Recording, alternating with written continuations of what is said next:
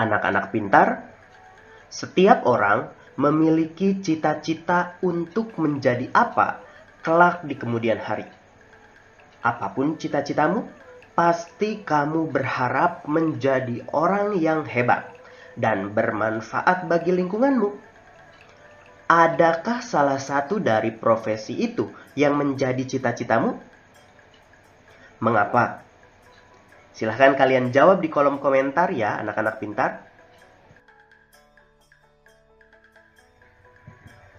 Semua orang pasti mempunyai cita-citanya masing-masing. Ada yang bercita-cita untuk kepentingan dirinya sendiri, dan tidak jarang ada juga orang yang memiliki cita-cita mulia untuk kebaikan orang lain. Sekarang, mari kita simak bacaan berikut, judulnya Kisah Seorang Guru Anak Berkebutuhan Khusus. Seorang wanita muda terpanggil untuk menjadi seorang guru. Bukan sembarang guru, melainkan guru bagi anak-anak berkebutuhan khusus. Semuanya berawal dari kepeduliannya terhadap kurangnya pendidikan yang sesuai bagi anak-anak berkebutuhan khusus di Indonesia. Sangita Lahman, nama wanita muda itu. Ia adalah seorang dokter yang beralih profesi menjadi seorang guru anak-anak prasekolah. Pada awalnya, ia mengajar anak-anak prasekolah untuk mengisi waktu luangnya. Akan tetapi, lama-kelamaan ia mencintai kegiatannya itu. Baginya, mengajar anak-anak prasekolah membuatnya mengerti tumbuh kembang anak yang akan memengaruhinya saat mereka dewasa kelak. Pada saat mengajar anak-anak prasekolah, ia menemui beberapa siswanya yang berkebutuhan khusus, seperti anak yang menderita autis atau kesulitan belajar lainnya. Anak-anak ini memerlukan cara pengajaran dan bimbingan khusus yang berbeda dengan anak-anak yang tidak berkebutuhan khusus. Ia melihat saat itu tidak banyak sekolah yang tahu bagaimana mengajar anak-anak tersebut. Sangita kemudian memutuskan untuk menimba ilmu dan keterampilan yang membantunya untuk memahami anak-anak tersebut. Dengan demikian, ia dapat menjadi guru yang baik bagi anak-anak tersebut.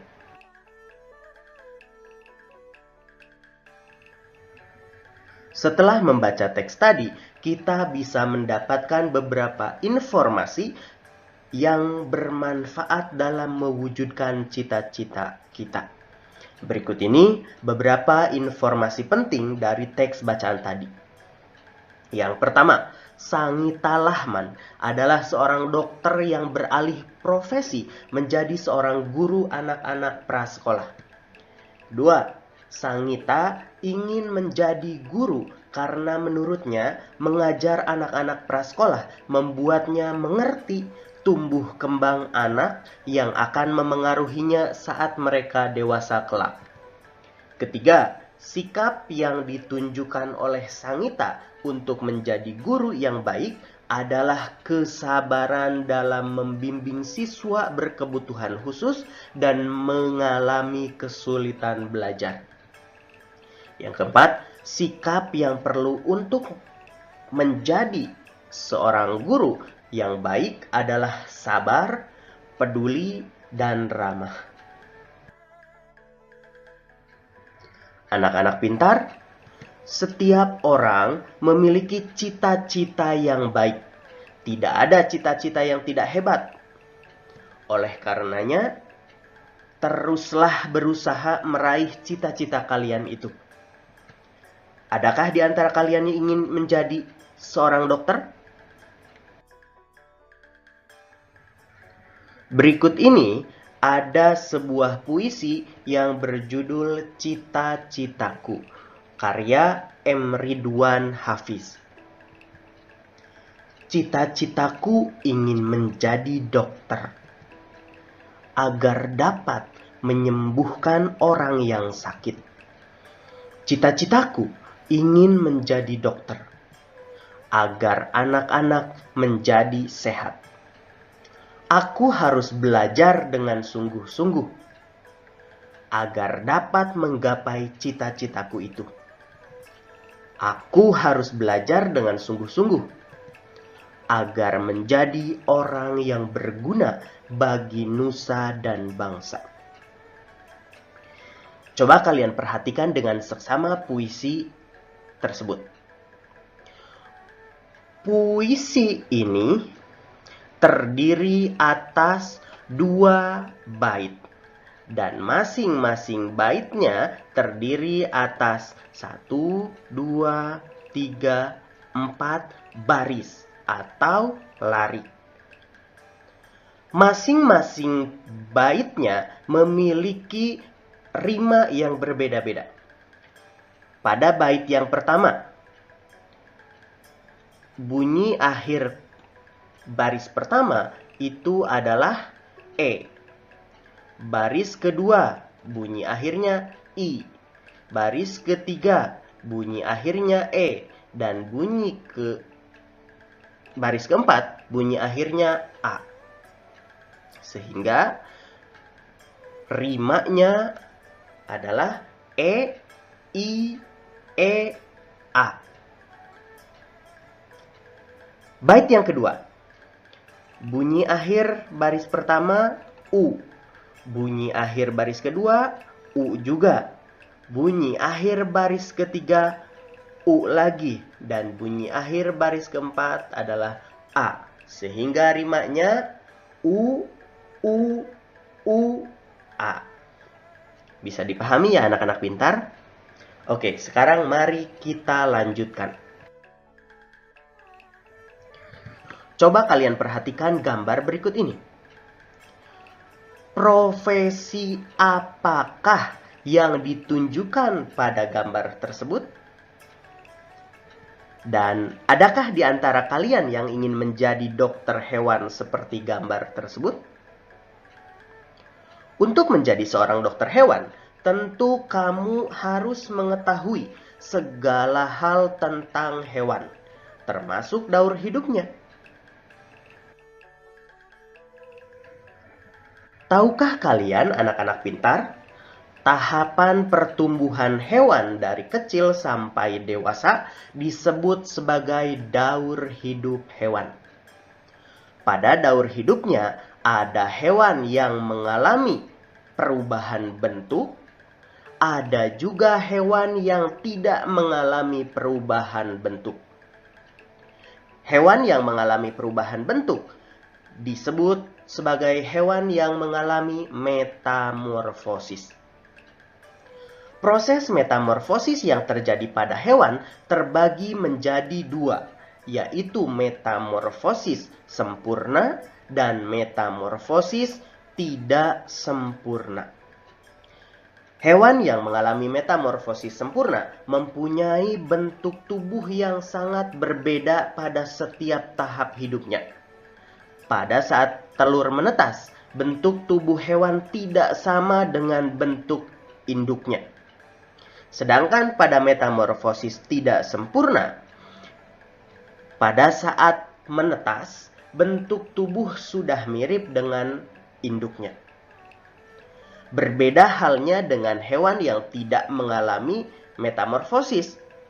Dari lahir hingga dewasa, bentuknya tetap sama. Sekarang, mari kita simak daur hidup beberapa hewan yang mengalami metamorfosis. Yang pertama, ada daur hidup katak. Katak adalah hewan yang berkembang biak dengan cara bertelur. Pada saat katak dewasa sudah siap untuk bertelur, dia akan mencari genangan air untuk menyimpan telur-telur tersebut.